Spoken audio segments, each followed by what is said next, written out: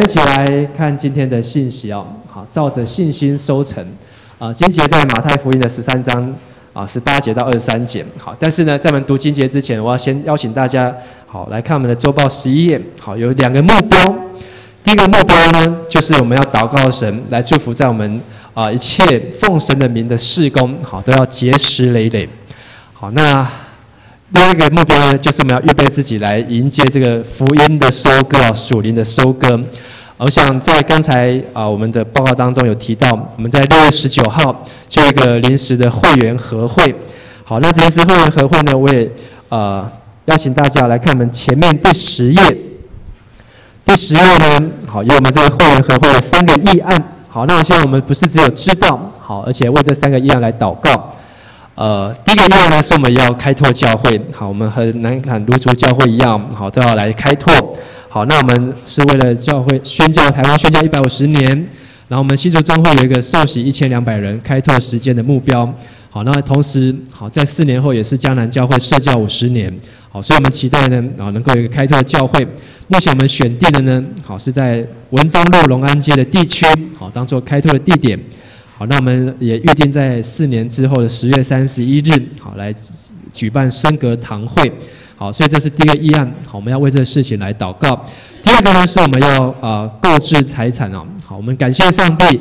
我们在因为在今年我们原本预备好要买的是一间牧师馆，好，因为我们教会的大楼使用不够，所以我们大家年初计划是要买一间牧师馆。但是没有想到上帝为我们预备一个更大的，好是在这个富邦银行的地下室，好，就离我们只有两个店面的距离。好，总共有378坪。好，那原来开价要5500多万哦。好，那现在只要4000万出头就可以买到。好，算是在中华路地区空间又大，然后呢又离教会近。好，就算现在下雨，我们也是一样很轻松就可以到。而且呢，价钱又便宜，那一坪只有10万，10.5万。好，这样的一个价位哦。好，真的是一个很难得的机会。好，但是按照我们的法规程序，我们必须还是要送交会员大会。好，在下个礼拜天，好，我们要来举行这样子的议案的表决。好，所以我们也邀请在座你是陪参会员，好，有会籍已经洗礼跟接信礼的弟兄姐妹一定要出席啊！下礼拜的第2场，主日的第2场礼拜。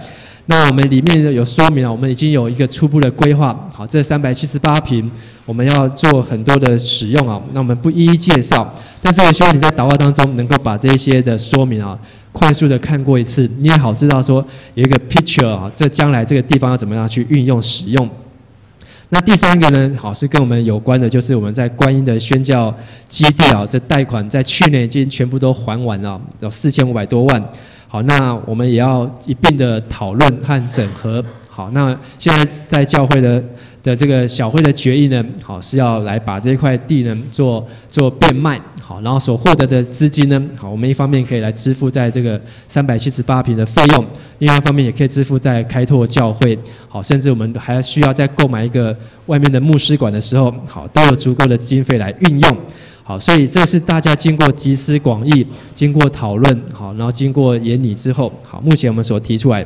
好，那当然我们在座也有一些是如果你有任何的疑问，想要知道了解都可以随时好来向牧师好来进行发问和了解。好，但是我们比较不希望看到就是好你有意见，不同的意见，但是你又不表达，好，但是你却想要用一些行动去抵制这是比较不好的现象。好，我们希望我们大家都是同样的心思，同样的意念，好，同样是为了爱教会，为了教会的建造，好，能够一起为这些事情祷告。同时呢，好，我们也希望在今年暑假，我们一个很棒的机会，好，就是一个 Advent Taiwan， 好，他们目前已经有111位，好，当中有3个牧师，好，其他都是青少年，好，青少年，他们要来台湾，好，2周到3周的一个短宣。好，那第一站就是迦南教会，好，3天2夜，6月30号。好，那所以我们这边要住100多个美国的青少年好，那他们大部分都是华裔或台裔的青少年。好，那我们有一些接待的工作。好，那同时我们也会跟他们有2周的配搭。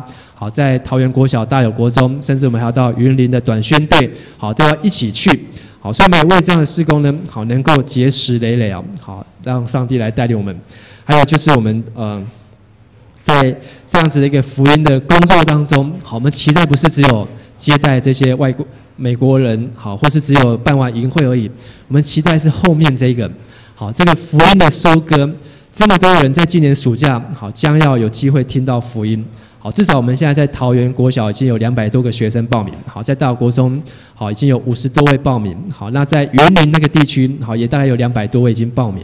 好，那整个 Advent 台湾他们今年已经推算出来，大概要会接触5000个台湾的学生。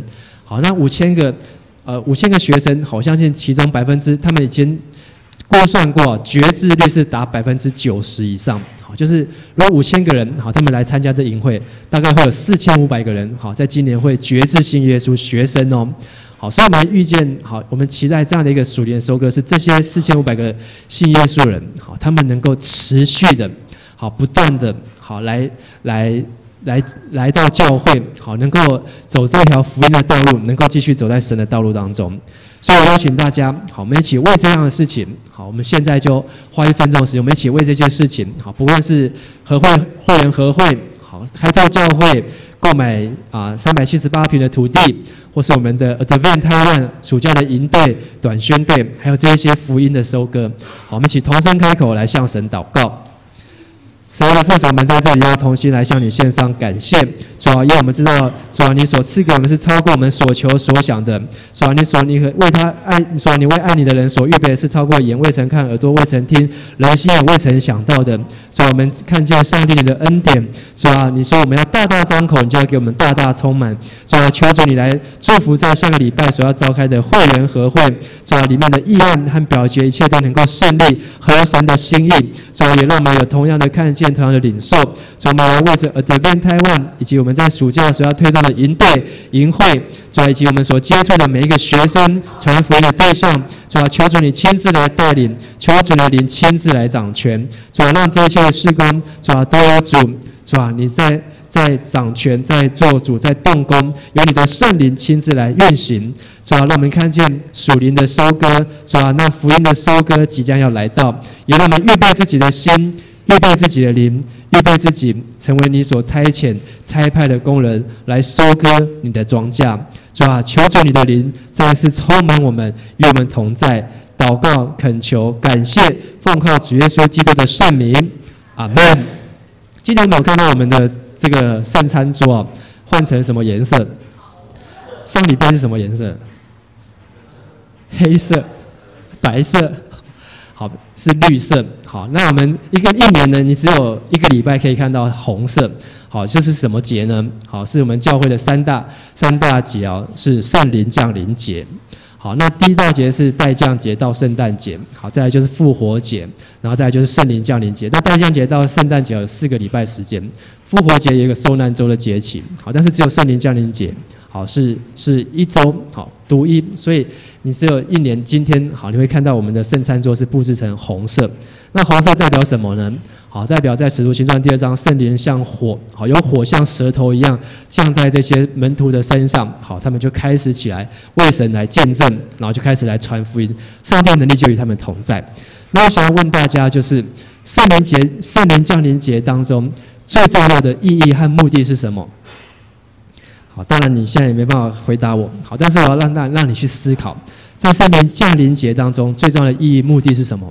我相信追求圣灵已经是我们台湾教会这10-20年来好一个关切的议题。好，过去不追求的，现在也追求；好，过去害怕的，现在也不会害怕，而且圣灵扮演很重要的角色。但是在圣灵降临节当中，好，相信很重要，不是只有追求个人圣灵充满，好，不是只有追求个人圣灵充满。耶稣他要升天的时候说要等候，好，等候圣灵降临，好，就要为在耶路撒冷、撒玛利亚、犹太全地直到地极，好，为耶稣做见证，传福音直到地极。好，那做什么样的见证，传什么样的福音呢？我相信不是只有个人的，而是一种全面性的。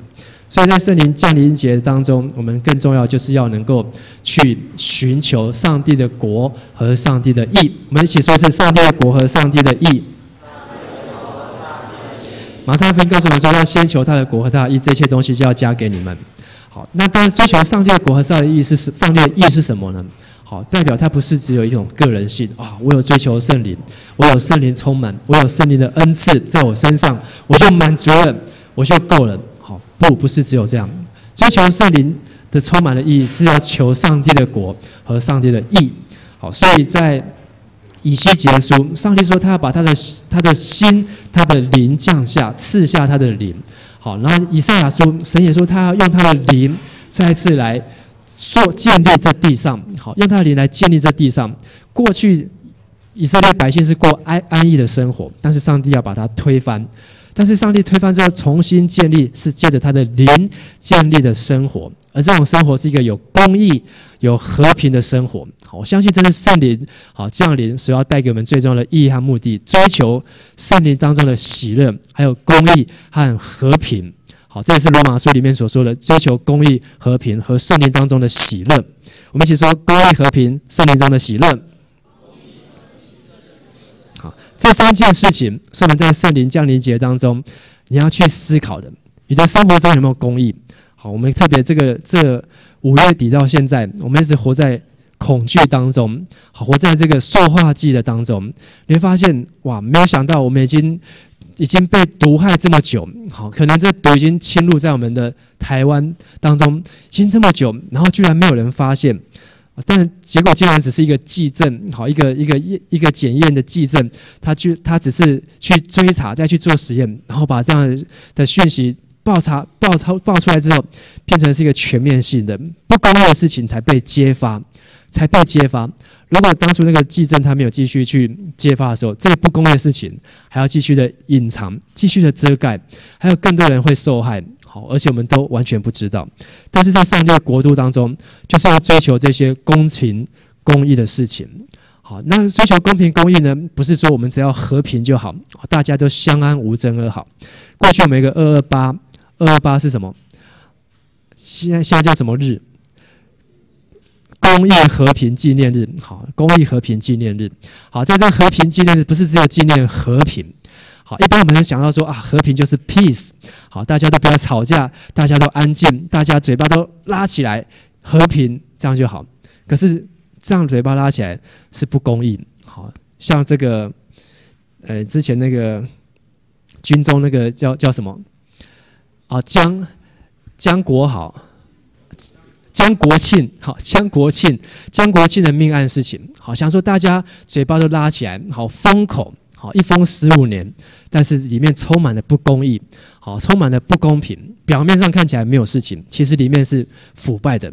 所以在圣灵降临节当中，我们追求的是上帝国中的公义和平。在你的学校，在你的班上，好，在你工作的地方，在你的家中也是一样，要宣扬上帝的公平和公义。好，我想这是非常重要要去强调的。那我今天在这里呢，好，有一个上一次我们提到的是这个图以利亚，好，讲到这个在加密山上的侍奉和何烈山上的侍奉，讲到以利亚，好，他怎么样战胜了450个巴力的先知，但是他却软弱下来，一直到他在何烈山上，他与神相遇，在这个狂风暴石烈焰还有烈火当中，烈火烈焰就是一样，好，在烈火当中，最后神用微小的声音告诉他应当怎么样服侍，他才真正建立他一个信心的服侍，他才从何烈山上走下来，然后就带着信心去服侍神，因为他知道他不是孤单的。过去他的信心可能是建立在自己的能力身上，过去他的信心建立在自己的这些丰功伟业身上，但是同样当我们和以利亚一样，在服侍神的时候，我们有没有遭遇过信仰上面的无助感 helplessness？ 好，无助感在信仰上面，你知道要祷告，你知道要读圣经，你知道要等候神，可是你就是没有力。不晓得在你的生活当中，你有没有这样的经验？好像教会所教导你的，在你的学校派不上用场，好像牧师在讲道当中所对你说的，在教会中你点头同意，但是当你出去教会，好，生活当中却用不上。在教会里面你知道要圣洁，可是回到家中，好，你却沾染污秽。在教会里面，你知道要男女有别，好，要尊重。可是出去到外面之后，好，却是胡作非为。有没有这种信仰上面的这种落差？这是我今天第一个要挑战你的问题。如果你有这样子的问题的话，你该怎么办？是说继续这样子戴着面具下去，或是继续这样假装下去？在教会里面，你可能说我要祷告，我要感谢，我要服侍。可是呢，回到家中，在你的学校，你一点都不是这样。你只想要玩，你只想要放松，你只想要做你自己想做的事情。可能在这样敬拜赞美的时候，我们都举着手在那边祷告赞美神，神啊，使用我。可是呢，当你回去之后，你说神啊，不要来找我，好，不要用我，有没有充满这样的矛盾？因为你知道，如果神要用你，你没有办法做的好。你也知道，当你要服侍的时候，你没有办法能够为神做什么。所以第二个问题是，我们的信仰怎么样真实的在我们生活当中能够与神同行？我的信仰，我的信心是真实的。我怎么信，我就怎么活；我怎么相信，我就怎么样活出来，而不会说我在教会是一个人，然后呢，到外面又是另外一个人。这个礼拜我们在大有国中结业式，好，那我们已经在大有国中已经做了第6届，好，在第6届生命教育课上完之后，好，那校长学校都很欢迎我们，所以我们去之后，他也不介绍说我们是什么生命教育协会，他就介绍说，这是牧师，好，然后呢，也说请牧师来跟大家同学说几句话，所以我们已经越来越用这个牧师的身份。过去我们都说我们是协会，好，我们是协会的总干事，是协会的理事长，我们来上这样的课，好，但是呢，经过这5年多来，好，大家的努力，好，他们已经先看见说，你们所教的跟你们所表现的，好，是一样的，所以他不会因为说，如果一开始5、6年前去，我们说我们是教会，我们要来上课，他说对不起，好，我们要宗教要中立，好，不能来传教，好，所以你们不能进来。好，但是也不是这样，因为我们刚进去的时候也有慈济，好，校长也邀请慈济来这边开班上课，所以你会发现1年级的走廊上面，这5个班在上慈济，然后这10个班在上生命教育，好，然后每次去巡的时候呢，就会看一下，好，但是慈济教1个学期之后，好，他们就教不下去了，好，不是他们教的不好，好，是因为我们教的太好了，我们好，哈利路亚，好，是因为我们这些志工老师们，好，非常的认真，非常的用心，所以他们的反应，好，在学生、在班导师，好，甚至在辅导室，引起很大的回响，好，所以一直到今天。但是在我们生活当中，你能不能有这样子一种经历和呈现，或是刚好反其道而行？哇，在教会里面，你是一个服侍者，哇，是一个佼佼者，可是到校园当中呢，你却是一个匪类，好，却是一个带头在乱来，好，带头在搞破坏的。我们也有这样子的青年，有遇过这样的问题。哇，前一个暑假他参加短宣队，然后一起祷告，我们要怎么样来火热为神来服侍。9月份一开学，好，他就开始加入帮派，然后就开始跟人家去讨债，然后去跳八家将。你没有办法想象，不是同一个人吗？你不是信的是同一个神吗？为什么你会这样子？或是呢，在这边说，我们上礼拜讲到的同性恋的问题，好，在教会里面，我们知道，哇，要圣洁，好，要追求圣洁，要过清洁心思的生活，要除去情欲，好，这是我们过去3个月好所学习的功课。但是呢，在学校里面，在家中，在你的房间里面，你就是一直除不去情欲，越除越多，好，然后越来越多的问题，然后你就在这问题当中打滚，没有办法做到。或是在教会当中，告诉大家，我们应该要灵修，你要有一个稳定的生活，你应该要让你的生活以神为重心。可是呢，实际上你的生活是以朋友为重心，以玩乐为重心，好，逛街，好，这个都算小咖，唱歌，好，这个夜什么？夜唱，好，就唱到天亮，好，在我们这个中华路上很多都是4、5点唱到4、5点，然后呢，不然就是去夜店，好，然后就去那边半夜4、5点出去约会，这就是他的灵修生活。好，这不是没有这样的人，而是我真的听见，真的遇到，在我们教会当中就有这样子的人，所以让我有一个很大的一个宽音，好，就是为什么在教会大家看起来都好好的，可是出去之后，他却可以活的是一种这样子的生活，这样的生命，好，在关系上面是这样子的一个复杂。所以这个今天这个信息，好，其实是我4月份好就已经写好，好，但是呢，没有想到在今天呢，好再次回应，好，我相信也是上帝的预备。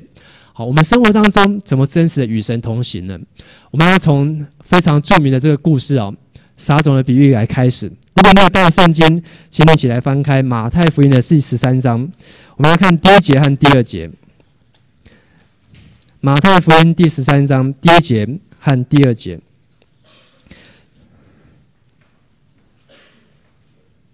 翻到后，我来念1、2节。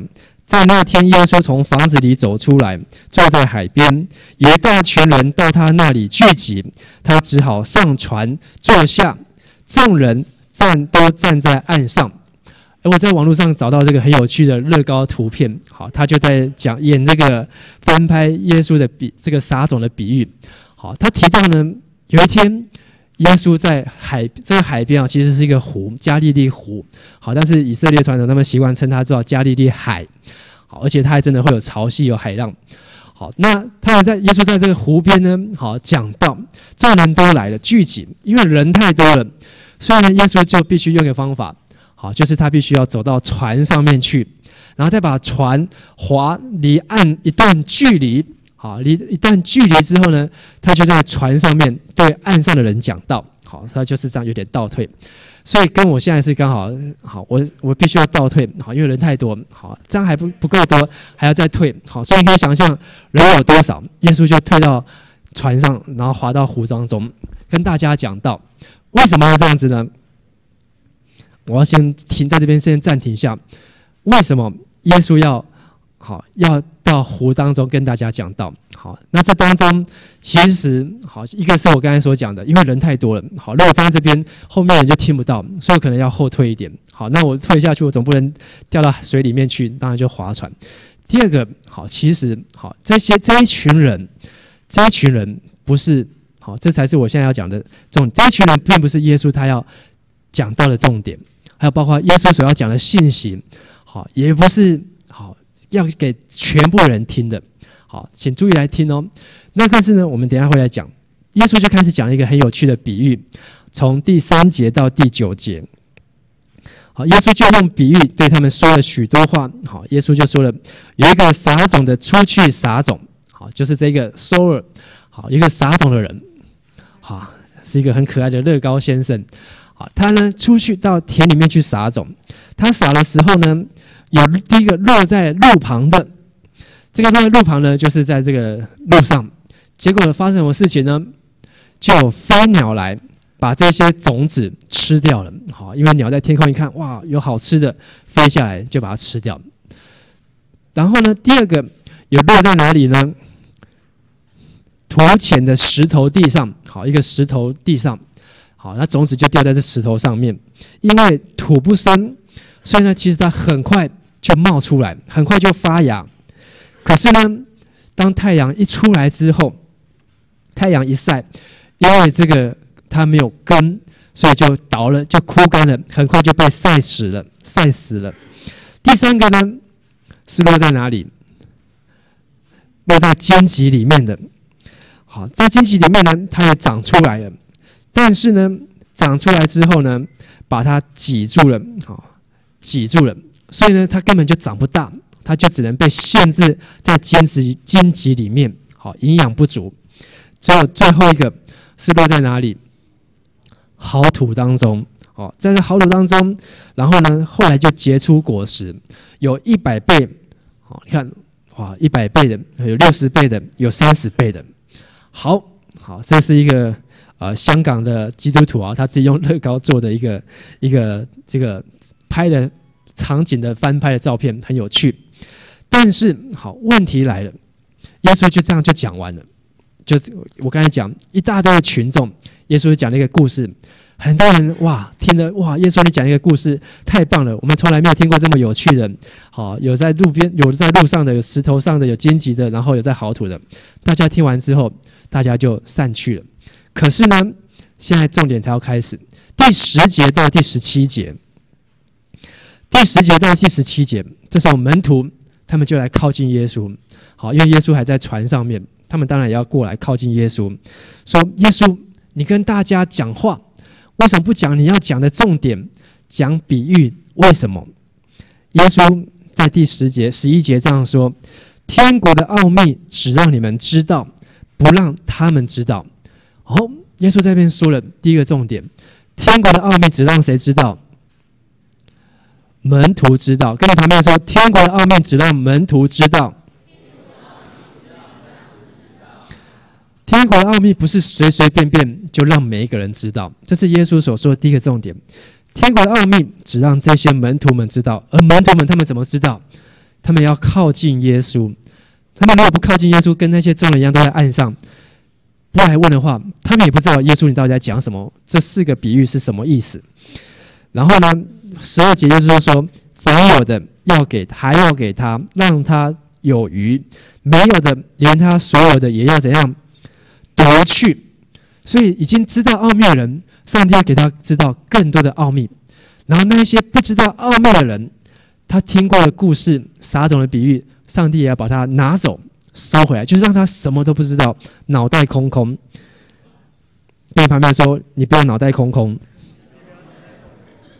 要专心听比喻。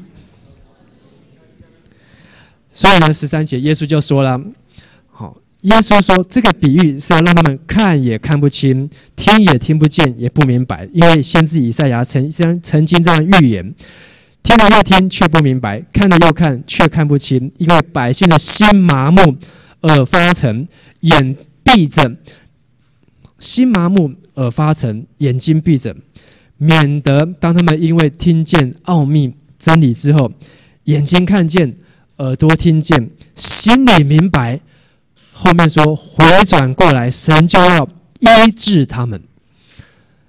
上帝故意让一些的人听不懂上帝在说什么，要做的事情，因为万一他们听懂之后，上帝要回过来医治他们。但是上帝为什么不医治他们，直接医治他们？这要跟他们以色列的犯罪史有关。好，我们就不超加讨论。但是在这边提到第二个重点：当你的眼睛看见，耳朵听见，应该说耳朵听见，眼睛看见，心里明白，回转过来，就要得到上帝的医治。所以再跟你另外一个人说，你要明白耶稣的比喻是什么。你不是只有看，不是只有听，还要明白。明白之后，心里面回转过来，上帝就要医治你，上帝就要医治我们，上帝就在我们心里面来动工，让我们的生命不是活在那种不上不下，活在那种矛盾，活在那种冲突当中。所以耶稣在16节继续对他的门徒说：“你们的眼睛有福气，因为看得见；你们的耳朵有福气，因为听得见。我实在告诉你们，有许多的先知艺人要看见门徒所看的，却没有看见；要听你们所听的，却没有听见。”耶稣这时候最后才把这个比喻讲出来，意义讲出来，就是在18节到23节。所以这时候我们来读这一段18节、19节，请。所以你们当听这撒种的比喻，凡听见天国道理不明白的，那恶者就来，把所撒在他心里的夺了去，这就是撒在路旁的。在撒种的比喻当中有3个 S， 好，3个 S， 不是大 S 小 S 中 S， 好，3个 S， 第一个是 sower 撒种的人，撒种的，我们一起说撒种的人。第二个 S 是 seed 是什么？种子，好，种子，我们一起说种子。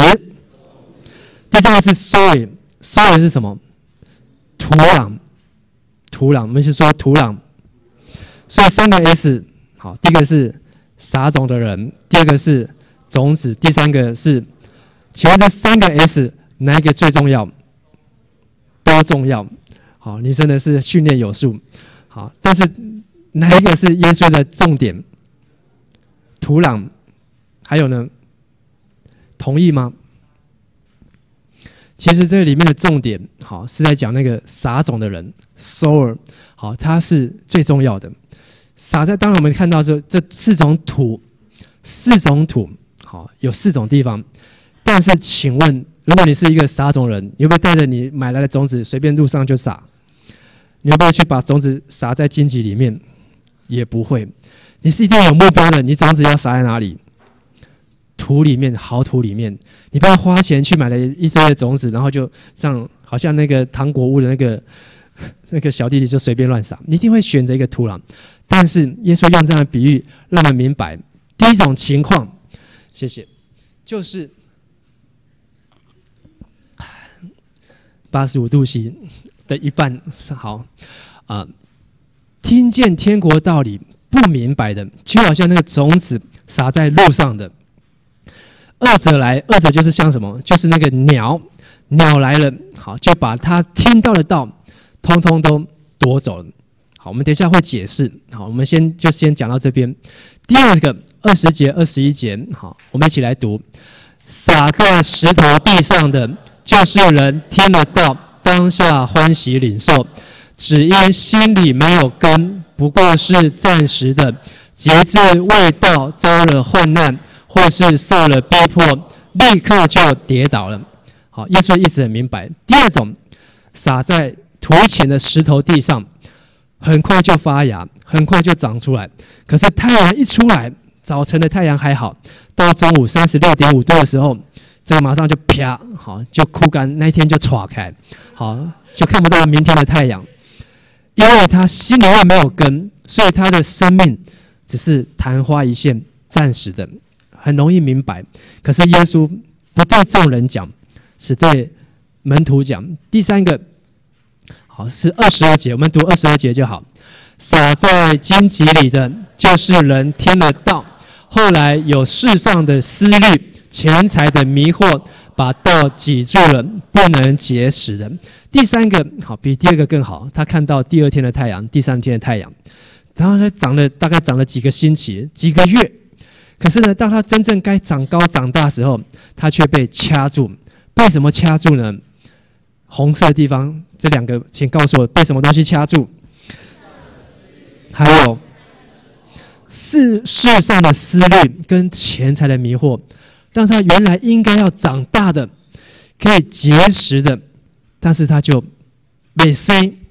简单讲就是没生，他就是没有办法开花结果。有多少人想要没生？请举手。有没有人不想当爸爸妈妈的？好，很勇敢。好，这个是我们今天台湾很重要的严重的问题。好，这要改天再来讨论。但是我知道一定有很多人不想要当爸爸，不想要当妈妈。好，但是呢，你要看的不是看你自己的原生家庭。如果你是老是看你自己的爸爸，看你自己的妈妈，你可能就会落在这样子一个恐惧当中。我不想要当爸爸，我不想要像我爸一样，我不想要像我妈一样，所以最好我就是不要生，不要结婚。但是你要看的是看天上的爸爸，看旁边说要看天上的爸爸，就会越生越多。对，所以牧师常常看着天上的爸爸，生了一个不够，一定要生第2个，第2个生的够不够？不够，还要生第3个。但是呢，不要问我第4个的事情。好，我要继续看天上的爸爸。好，但是我只知道，好，上帝量给我到这边，好，所以感谢主。好，我们家的老三大概下礼拜预产期，下礼拜就会生出来，好，所以哈利路亚，把掌声归给我们的神。如果当然，我不是说我爸妈不好，我爸妈也让我一个很幸福的家庭，好，所以我才会想要当牧师，这么早才会想要当牧师，好，否则我可能也不会这么早就想要去读神学院，好，但是我知道在很多地上的人，好，你可能就是会被世上的思虑、钱财的迷惑，让你尾生，成为一个不能生育的，好，现在讲的也不是讲这个肉体的生育，成为一个不能生育的基督徒，基督徒要不要能生？基督徒更要会生，好，你跟自己说，基督徒要更会生。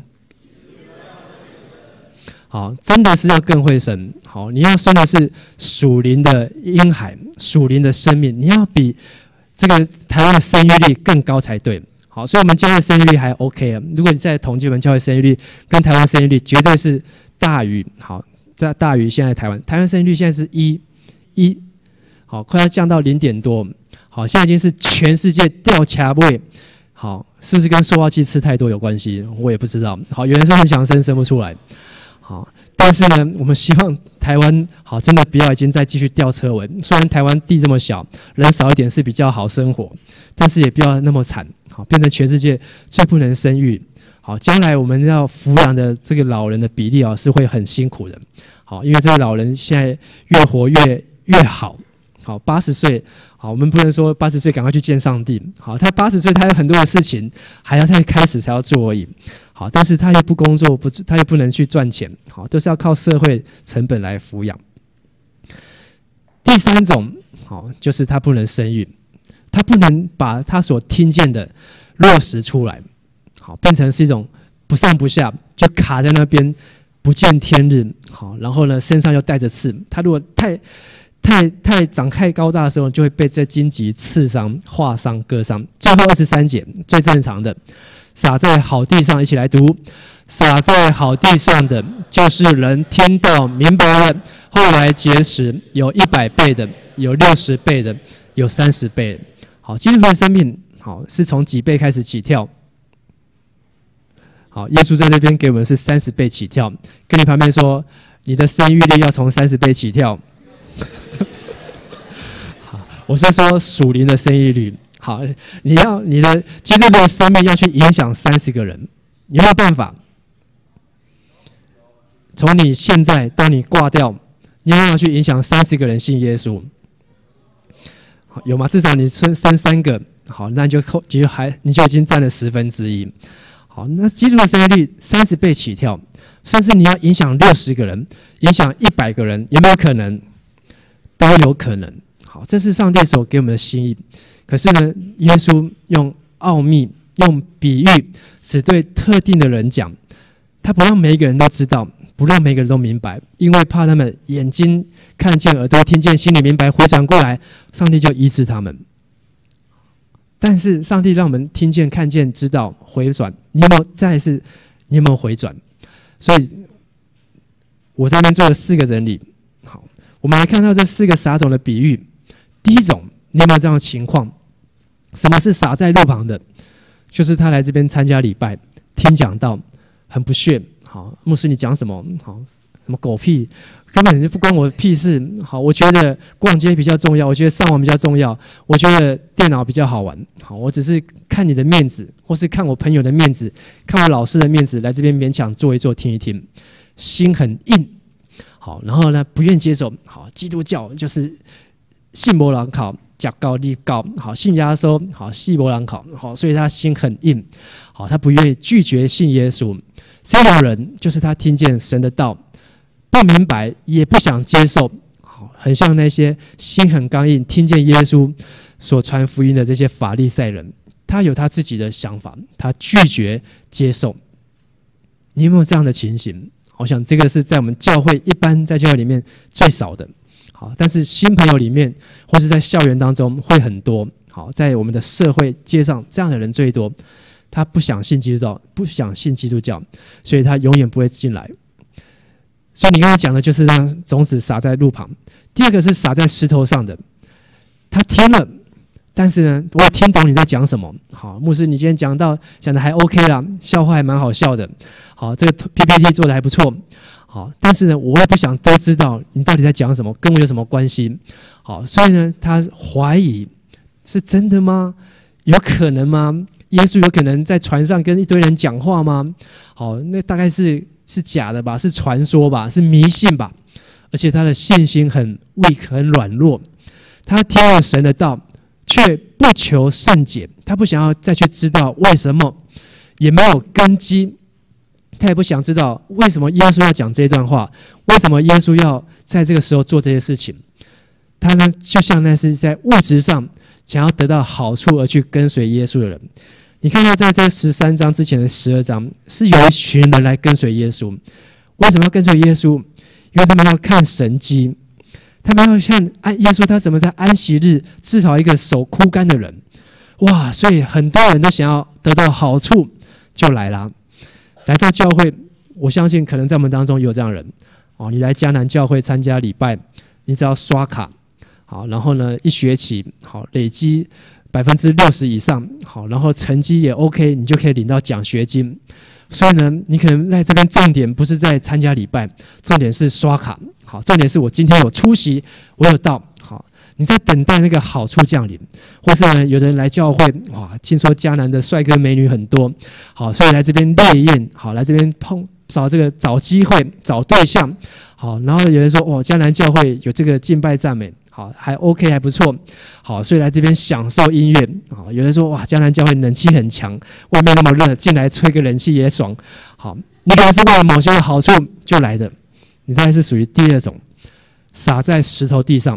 你会长出一些东西来，可是等到太阳出来了，牧师说我们今天要奉献，我们买了一个4080几万的地在那边，请会友踊跃奉献4000万，然后呢开始就这样害怕逃避退缩，哇，这个教会要奉献4000万，如果我在这边以后，牧师再会一直叫我奉献，会一直要我拿我的钱，我这些钱就大概就留不住了，赶快换教会。或是我们今年暑假要去云林短宣，哇，短宣7天，暑假那么热还跑去云林，好，去那什么地方，好，赶快，好，暑假赶快去打工，好，赶快去安排一些事情。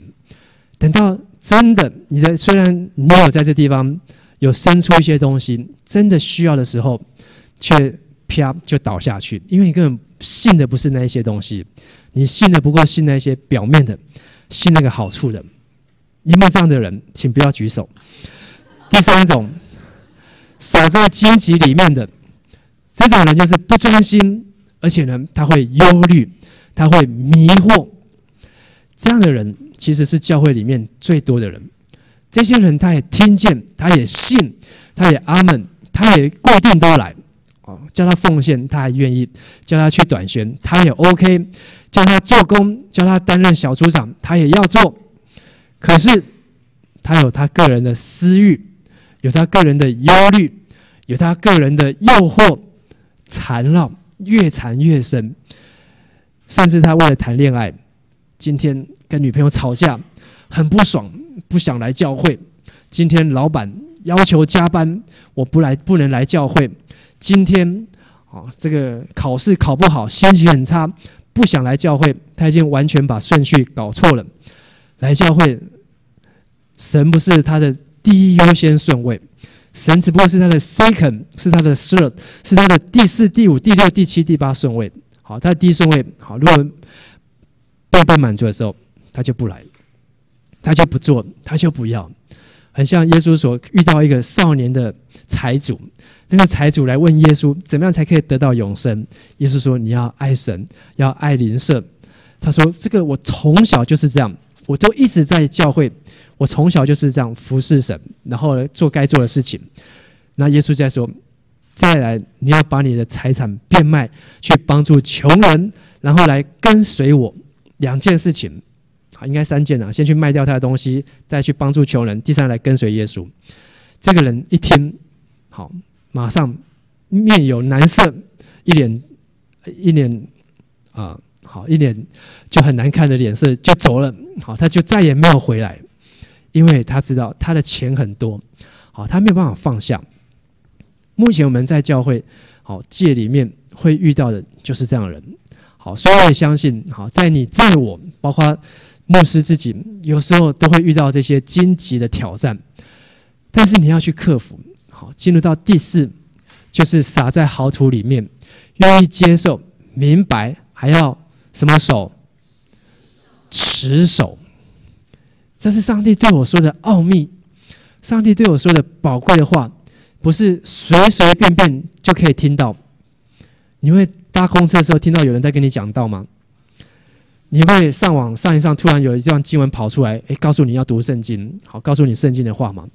你会听广播听一听，然后突然就有那个就有一段圣经节或是讲道篇，然后就跑进来到你耳朵里面。好，那我想那是很难得，你很少有机会可以听到上帝的话，可能一个礼拜就这么一次。好，有的人搞不好一个礼拜就这么一次。好，你来教会，可是你来听了，你也不求甚解；你来听了，你也不愿意去相信。好，你也不愿意去，甚至你相信了，可是你还差了一步，要不要去做的问题？要不要去做？你要不要去持守的问题？让上帝的话语可以落实、扎根在你的生活当中。这个礼拜，你要不要把你所听的活出来？就这么简单。你愿意，你就开始会发展，好，就会有结出果实来。你就会去影响30个人，可以去影响60个人。可是你不愿意，你就是永远不能影响别人。你在学校、在班上、在你的办公室没有影响力。你说你是基督徒，哦，好，基督徒，那就没有了，就这样。可是呢，有的人是在班上说我是基督徒，你是基督徒，难怪，好，这么优秀，哇，我们也要来跟你信耶稣。他同样讲一句话说我是基督徒，可是那个影响力差别确实很大。你要做什么样的基督徒？是一种挂名的，是一种没有影响力的，是一种不能生育的美生的基督徒，还是你要真的去影响30个人，影响60个人，100个人？你要从持守上帝的话开始。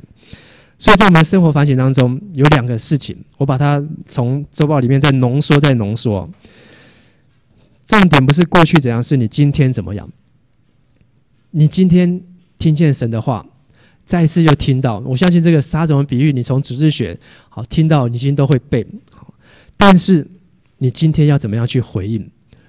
下面有一张图哦，最多的人就是在最大的框框就是在路旁，种子一撒下去，上帝的话一讲出来，一场礼拜一次的讲道，大家都听见。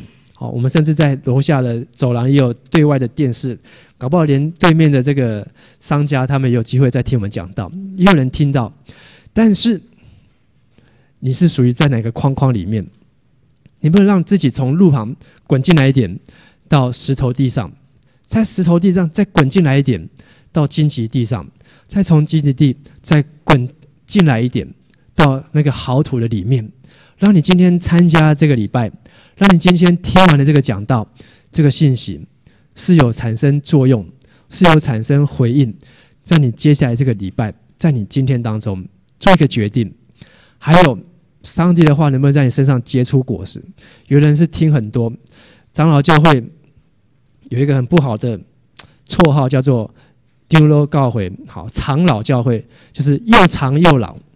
好，然后我们来做礼拜，好，是来坐礼拜，好，坐在那边做礼拜。然后呢，我们听讲道是道理家，听到道理已经变成经了。牧师你讲引言，我就知道你的结论是什么。这是我们长老教会很不好的这个的被批评的地方。好，当然不是全部，可是有人说长老教会就是没有生命，他只是来做礼拜，他一定会来做礼拜。他从他的阿公就开始做礼拜，做到他现在100多年来，他们都在做礼拜，但是就是这样的礼拜，然后要他做任何事情，好叫不动，好叫他要去服侍，没有办法。要他再多要他一些时间，你来参加小组、参加团契、祷告会，叫不来。他只是他的重点就是哇，我来礼拜，哇，我来听，哇，我出席，他这样就够了。但是那当然是重点吗？那不是重点。你有来，人来了，心有来。你心来了，你心有带走吗？你有用在你的生活上，那个才是重点。所以神的话怎么在你的身上产生影响力，结出果实？还有上帝的话是一个奥秘，听见的人多，明白的人少。我们一起说一次：听见的人多，明白的人少。每一次听讲道，你要知道上帝的心意是什么。你不要说我今天的任务就是来听讲道，抄笔记，抄完之后合起来，自动 delete， 然后就 reset， 就忘记刚刚今天讲什么，这样有什么意义？你不如去补习班，你不如去多学一些英文还比较好。不要听到，要行道。雅各书1章22节，不要单单听到，好，要行道，不要单单听到。好，我们说一次，要行道，不要单单听到。你要把听见的道理要去行出来，去运用出来，去活出来，你的生命才会跟道理结合。你只听了，然后你要继续照你自己的意思，照你自己的想法去生活，是没有益处的。所以我们这一次来看到水灵跟马光，当我们开始在推动这个时候，但是呢，有一些考上的同学，他们可能上大学了，上高中了，说：“哇，考上了，恭喜你！暑假可以来参加短宣吧？”他说：“哦，好好好。”可是呢，后来他跟我说：“牧师不行，我们暑假要打工，要打工。”然后他就不去了。暑假学校有活动，他就不去了。暑假有事情，好，家里要出去玩，家里有事就不能去了。短宣对我们大概是1年当中，也就是只有暑假。而且我要问你，你一辈子可以参加几次短宣队？可能你的10根手指头都算得完。你一辈子可以打几次的工？那个机会是很多很多。你一辈子要出去玩，机会有多少次？你手指头、脚趾头加起来都还有。但是你一辈子要真正去传福音，要去被神所使用，那个次数能够有几次？我相信有的人你到现在连1次都还没有。我们在这边邀请你，鼓励你，也挑战你。好，不要等到说明年，不要等到我考完试考上。当你有机会，有耳可听的，就应当听。当有机会来的时候，你就应该要做出回应。我们一起说回应，不要变成是人家来邀请你。牧师最不喜欢的就是来小强考上了，来吧，来做事。他说好，他是对谁说好？他是对我说好，但是他有对上帝说好吗？他不一定。所以他是为人在做事情。他可能不是在为神在服侍，所以他出去短宣，好，然后他回来，哇，他只不过觉得他是为牧师完成一件事情。但是我希望我们是直接来回应神的话，神对你说话，神感动你，神要挑战你，你自己做决定，自己能够回应。今天的金句加拉太书3章9节，我们一起来读。可见那以信为本的人和有信心的亚伯拉罕一同得福。再次，可见那以信为本的人和有信心的亚伯拉罕一同得福。在下面一个红色的有一句话说：听道不是尽了责任，而是责任的开始。你每一次来听讲道，你不要说这报笔记抄完之后，哇，我今天要完成1次礼拜，又可以交差了，我今天要做完一件事情，我这礼拜就 OK 了。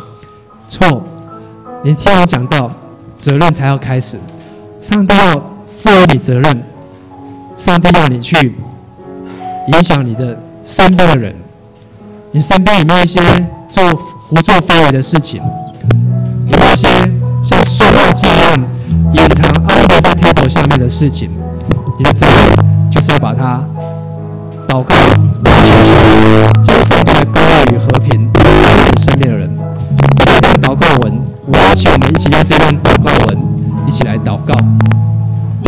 亲爱的天父，感谢你，虽然看见我的信心微小，但仍使我有好的收成。请帮助我的心田不要成为荆棘地，让我在每件事上